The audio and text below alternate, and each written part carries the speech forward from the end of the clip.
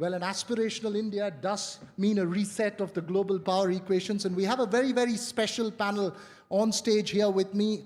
Ambassador Ackermann of Germany, German ambassador to India.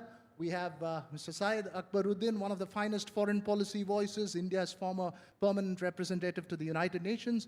Mr. Ashok Malik, partner and chair of the India practice at the Asia Group, a fascinating foreign policy observer, and Ambassador Kenneth Nobrega from Brazil. Thank you all for being here on stage with us. And I would like to start with you, Ambassador Ackermann.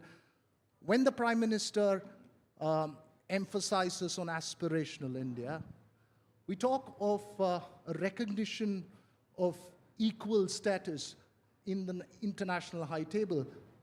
Is there, from a European point of view, is there a genuine appreciation that the old global power equations perhaps have to change? And number two, that possibly the old systems haven't been equitable to emerging economies? Thank you very much for having me, and let me say the answer to your question is a clear yes. I think Europe and Germany in particular recognize, that India has to step up on the international stage. India has to become one of the main actors internationally, and that has to be reflected also in the international system.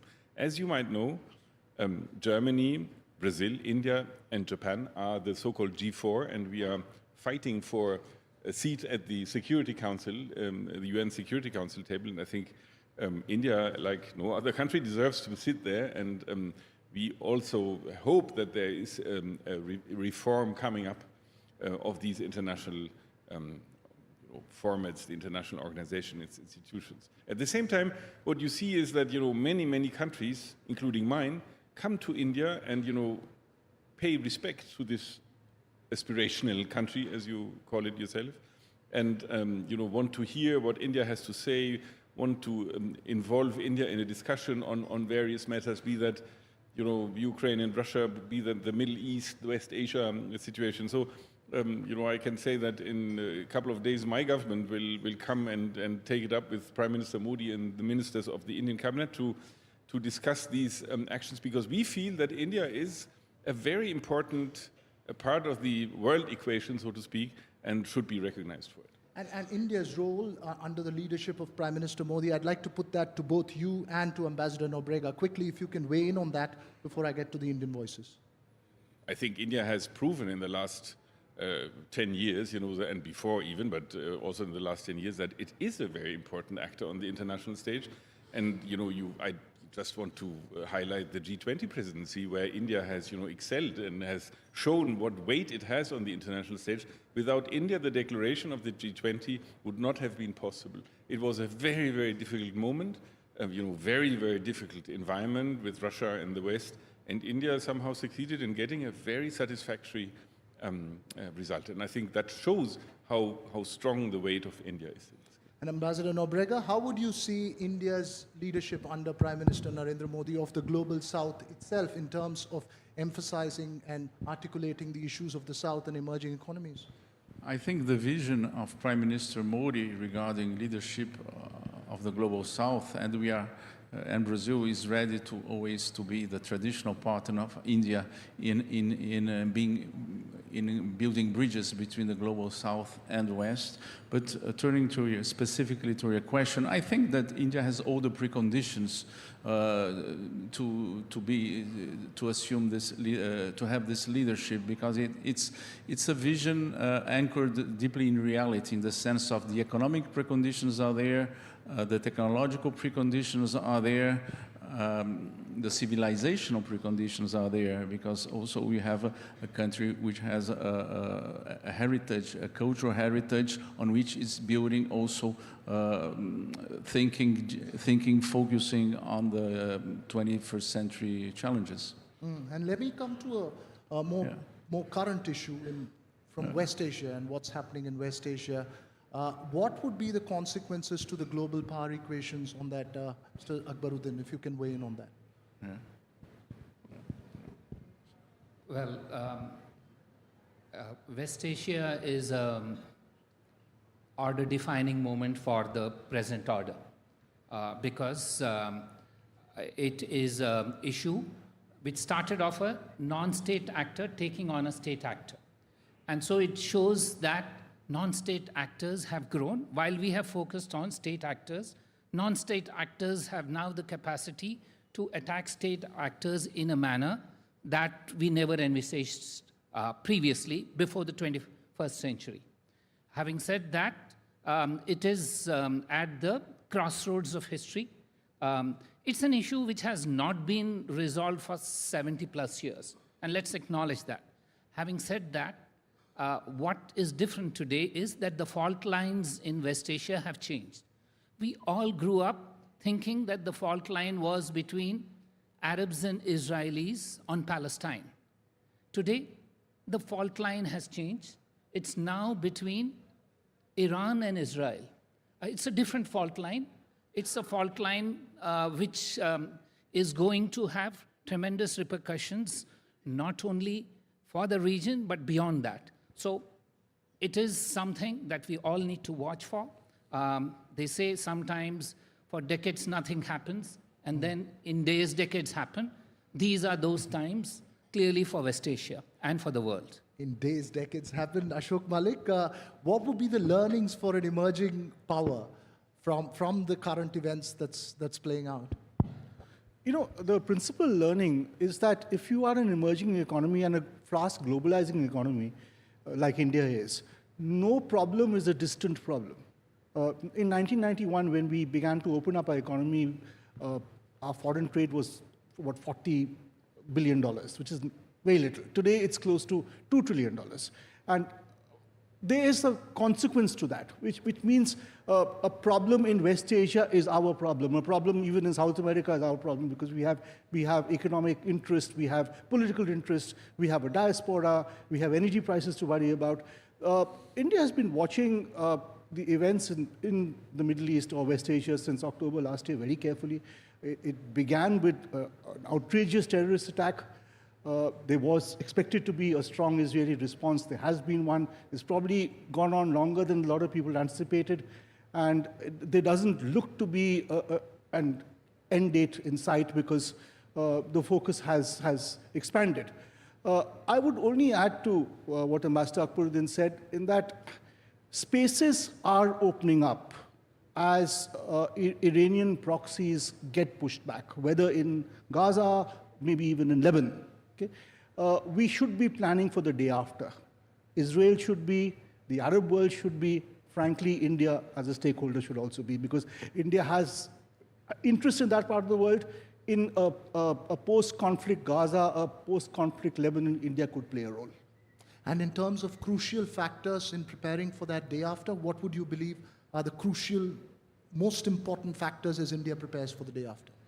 You know, the fact is, what happened on October 7th last year was, as I said, a terrible terrorist attack, but it also brought back the Palestinian question to the front burner, and it had disappeared for some years, okay, for many reasons. We need to acknowledge that it's back, and we need to address it in some sort of manner. We cannot simply forget about it for the next 20 years, because there are underlying issues there that have been neglected, and we need to work on those, while being completely alive and sympathetic to Israel's legitimate security interest. And you know, when you talk about DPI, you talk about UPI, you talk about India possibly gaining its soft power through digital public infrastructure, some would argue, or at least propose.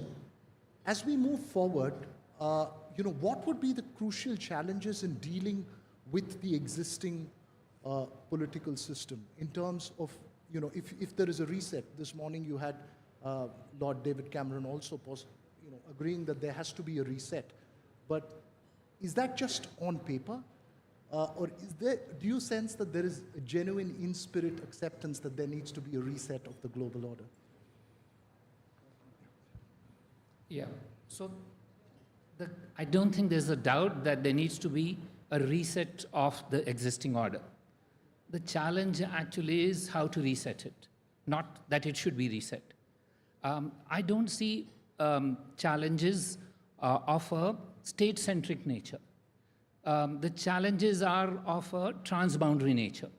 So, for example, the challenges that we will face is that I started by saying non-state actors of the unsavory kind in West Asia, but there are non-state actors of who we all think are doing well, but they pose challenges to states. So let me give you an example.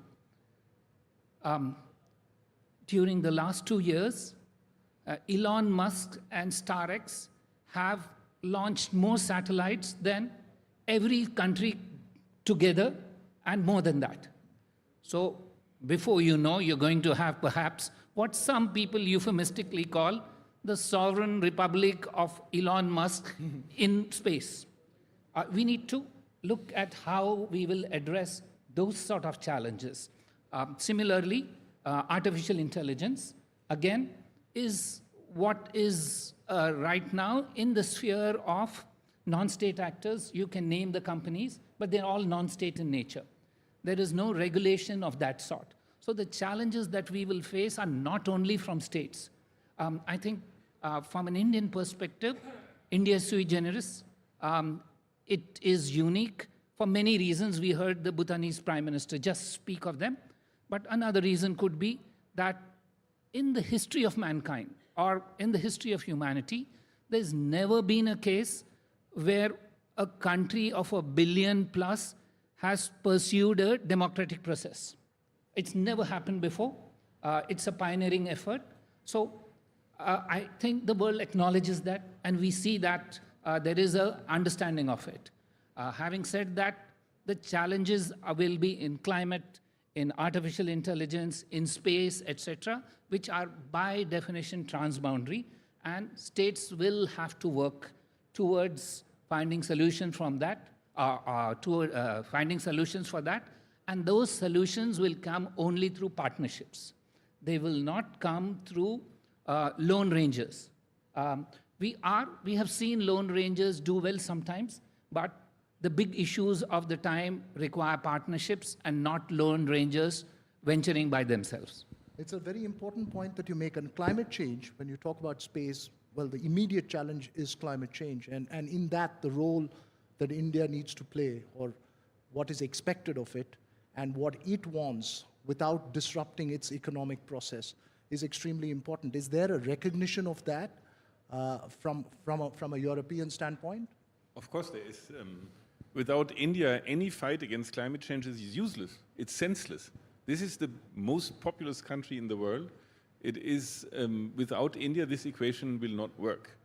So Germany has now, together with India, we have set up this partnership for green and sustainable development, where we join hands through common projects to fight climate change. And I must say that India is always extremely interesting in many, many levels. But one of the most interesting facts in India is that when it comes to climate change, outside the government is happening a lot. When you look at what Indian private sector does in renewables, for renewables, with renewables, is remarkable. So when we have visitors coming, I make a point of exposing them, letting them meet private sector people from India, because they can basically show us the way in many ways for the private business to invest more in renewables. I would not be surprised to see India getting a power exporter once hydrogen is really flowing, and we are looking with great interest to that. So I think India, when it comes to climate change, when it comes to adaptation and mitigation of climate change, adaptation to climate change, is an indispensable partner.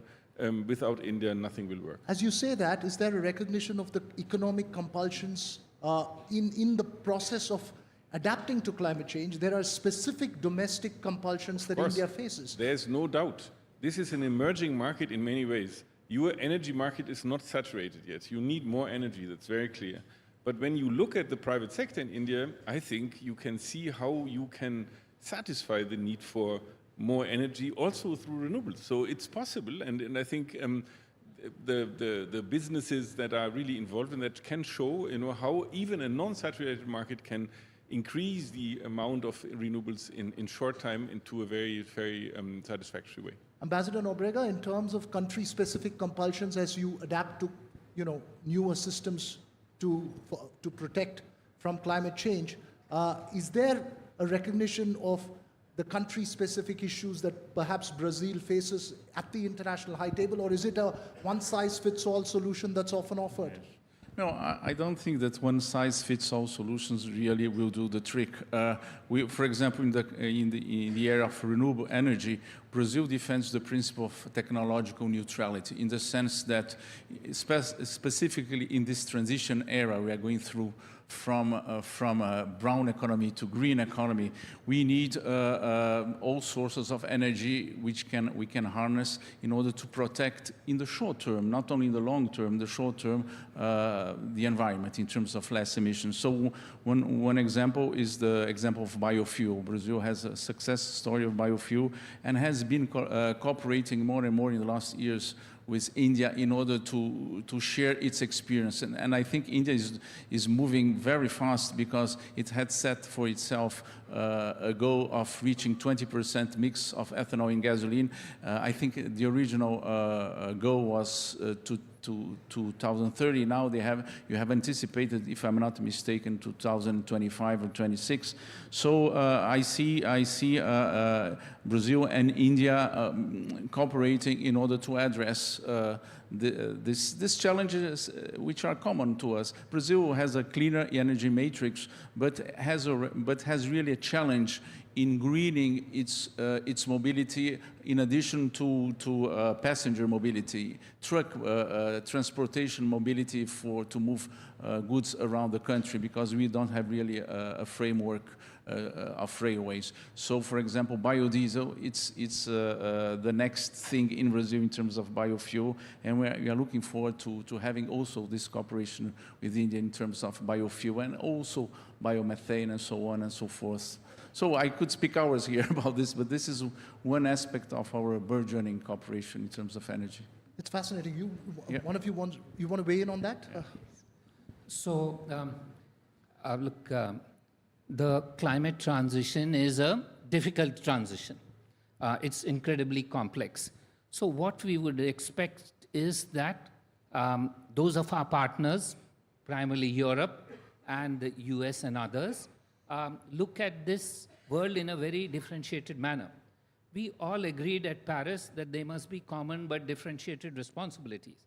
Having said that, we now have a European Union approach called the Carbon Border Adjustment Mechanism, which doesn't differentiate. It puts everybody on the same plane. So here's the challenge, that transition for countries like India is more difficult than for Brazil, for example, because they, in their energy mix, hydrogen is,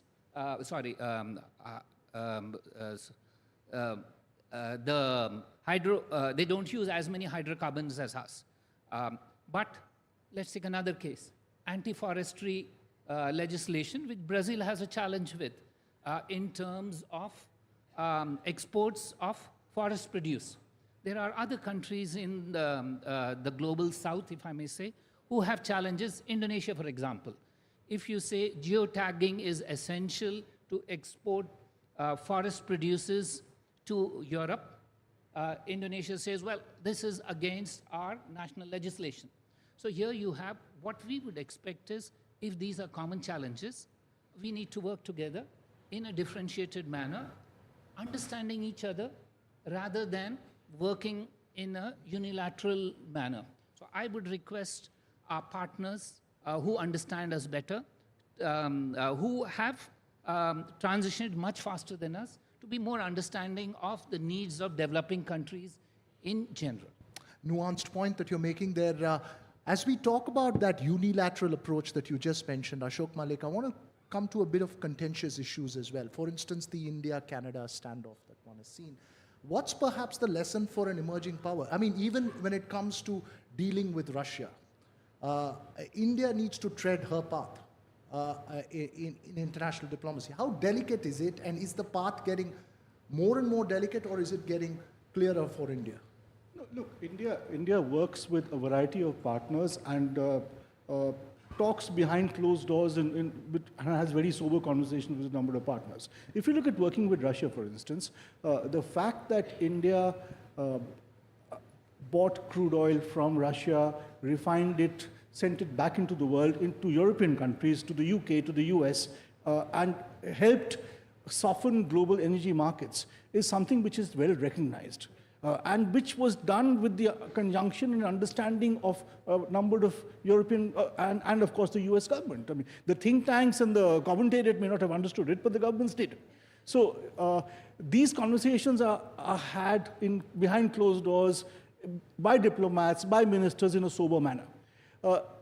If the Prime Minister of Canada has certain problems with alleged actions from India or by people who live in India or originate in India, he has a right to those concerns. But there is a manner in which they have to be put forward. If there has been a murder on his soil, it needs to be investigated. When does a murder merit a prime ministerial press conference? You know, there's a process of doing it. If he's pushed it to that level, he will face a response which is commensurate. That is unfortunate. I mean, other countries which have had similar concerns have raised these issues in a sober manner. So, Ambassador Ackermann, how does that view resonate with you? I think it is a very complicated issue between countries that are very close to each other. You should not forget, I mean, Canada and India have a long standing relation, and there is a lot of Indian people or people of Indian origin living in Canada. So it's a very unfortunate development, I would say, and I trust that, you know, this, I'm not privileged to any additional knowledge of this, but I trust that there will be a way, you know, that the two countries find again to a sort of more constructive, and I'm sure that they will happen at one stage. Ambassador Nobrega, this morning the Prime Minister, one of the the key message from the Prime Minister's speech was to be treated as equals. Sorry? To be treated as equals in the international fora. That was the emphasis, saying the days during Industrial Revolution, India lost out because it was occupied at that time. And now, of course, this is India's century. How does that view resonate in a country like Brazil? I think in our domestic discussion, domestic debate regarding the position of Brazil in the world, I think this issue also comes up. Now, we need to be recognized that we have a rightful place in the international context, which is commensurate to our potential and to our population, to our contribution to civilization, so to speak. So I think you have also this debate in Brazil. But as I think Ambassador Ackermann mentioned, for example, G4 as a group of 4 countries from the West, 2 countries from the West and 2 countries from the emerging world, aspiring together to a permanent seat in the Security Council, I think is a proof that there is more and more recognition of the position, the rightful place that the big emerging countries should have in the world. Do you want to add on to that? Yes. So you see, this aspiration for being treated equally in a changing world is just an extension of our independence movement. Because we gained political independence, we are economically self-sufficient now, and we hope that we are treated equally on a table where our voice is not heard. For example, the world system today, there are some system-defining powers. India and Brazil at best, or even Germany, are maybe system-influencing powers or system-affecting powers. So with 75 years gone, I think there is a belief that it's time to reset the game. Having said that, and having worked on this reform with G4, etc., for several years, I consider myself from a generation of diplomats who have the lost generation. I started following this issue in 1990s, and I retired, and it was still on the table because we're doing business as usual. Business as usual will not lead to where it is. So we will have to change the format of engagement and move. We are in a digital age. where all of us take our phone, we update, press it, and it's updated within no time. Of course, we're not saying that the international system should be that fast, but it's time for the international system to change, and I hope the next generation of Indian diplomats will benefit from the efforts of all of us. You've sown the seeds, yes? Can I say something? Because I think never give up hope. This is very important. It's maybe not in our lifetime, but it will come at some stage. But you have to admit that the P5, the ones who run the Security Council, everybody says it should be bigger and it should be enlarged, but frankly, it's all lip service. They don't have any intention to do so. I mean, very frankly, maybe the European countries more than the others, but there is no really willingness, no preparedness to open up. And I think mainly with China and Russia, they might openly say that they are for enlargement of the Security Council. The fact is that they are basically not, because they are very comfortable in their little club of five, And I think India and Brazil and Germany and Japan belong to this table. So I think we have to keep on fighting. But my point is here, it is certainly true that India has not the role it should have in the international fora, but bilaterally, when you see what happens in India, who comes to India, and who basically reaches out to India, India has gained a level on the international stage that is so high that you should not, ask the question of equal footing or being treated as equal. That's happening for a long time. It is true that it is not happening in New York, but the American president comes, the German chancellor comes. They seek the prime minister's wisdom and they seek the prime minister's ideas, and they feel that India is a very important partner of the international stage. So I think basically it is treated as an equal partner since a long time already. Well, equal is subjective, so perhaps more equal than what was equal. But as we speak of geopolitics and diplomacy, I'm going to sidestep a bit. You've got a German and a Brazilian sitting here, on either side of two Indians here.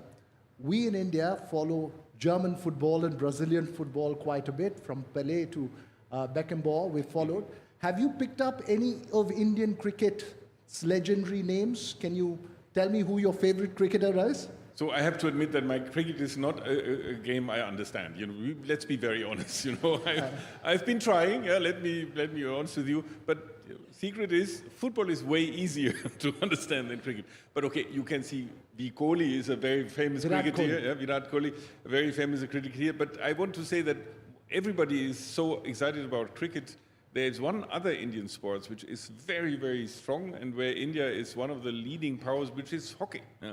And I'm very happy to say that next Thursday, India and Germany are playing hockey against each other here in Delhi, a friendships game. And India, the World Cup in Odisha was good for us because we won the World Cup in Odisha. So let's hope that this luck will pertain also. Ambassador Nobrega, any cricket for you? Well, I'm also in a learning process when it comes to cricket, I would say. But I think I can recall Sachin Tendulkar. Yeah. Fantastic. Yes. And anyone else? Dhoni. Oh, well done. Yeah, yes. Well done. I think we should moot for a cricket match between the Brazilian mission here and the German mission here. That would be fun. We are better playing football against each other. Yes. No. We have some trauma when it comes to German soccer, as you know. Okay, 2014. That's all time we have for sport. Requires a level playing field, so does diplomacy and geopolitics. Hopefully that's what we will aim and aspire towards. Thank you all for joining us here on stage this evening.